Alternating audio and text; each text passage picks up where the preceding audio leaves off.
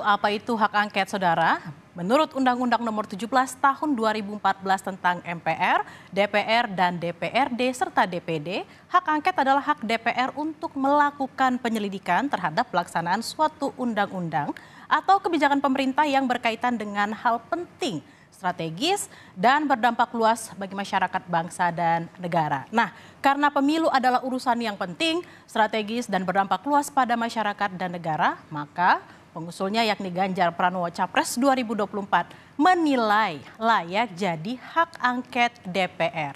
Tapi untuk menjalankan hak angket tidak mudah, Saudara. Ada syarat-syaratnya seperti yang bisa dilihat di layar, yakni diusulkan paling sedikit 25 orang anggota DPR dan lebih dari satu fraksi.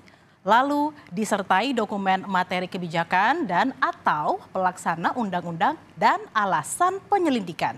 Serta harus diterima dengan persetujuan rapat paripurna yang dihadiri lebih dari setengah jumlah anggota DPR. Dan nantinya keputusan hak angket mesti persetujuan lebih dari setengah jumlah anggota DPR yang hadir dalam sidang paripurna.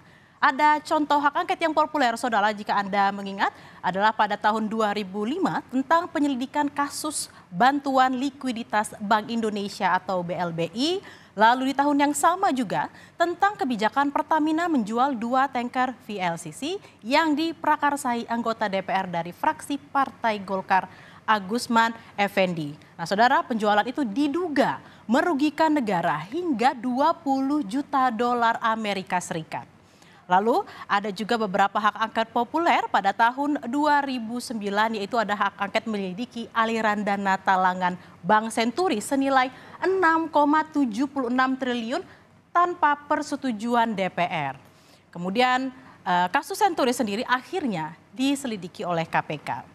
Kemudian pada 2017 lewat angket juga KPK diperintahkan membuka rekaman pemeriksaan anggota DPR fraksi Partai Hanura Miriam S. Haryani dalam dugaan kasus proyek KTP elektronik.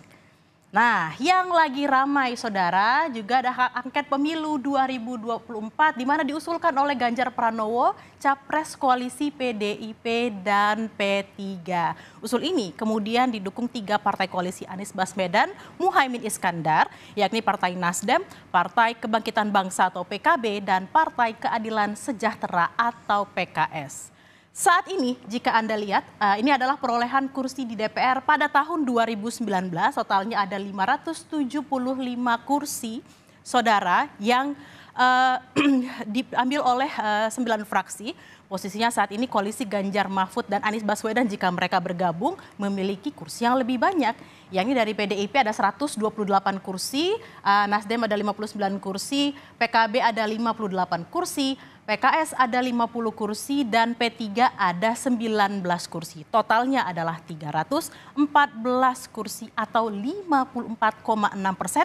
Angka ini lebih banyak daripada koalisi Prabowo Gibran yang hanya 261 kursi atau 45,4%. Lalu apa target angket pemilu, Saudara? Yang pertama, menyelidiki dugaan pelanggaran undang-undang oleh pemerintahan saat ini merujuk putusan MK yang mengubah syarat capres-cawapres serta proses pemungutan dan hasil penghitungan suara oleh KPU.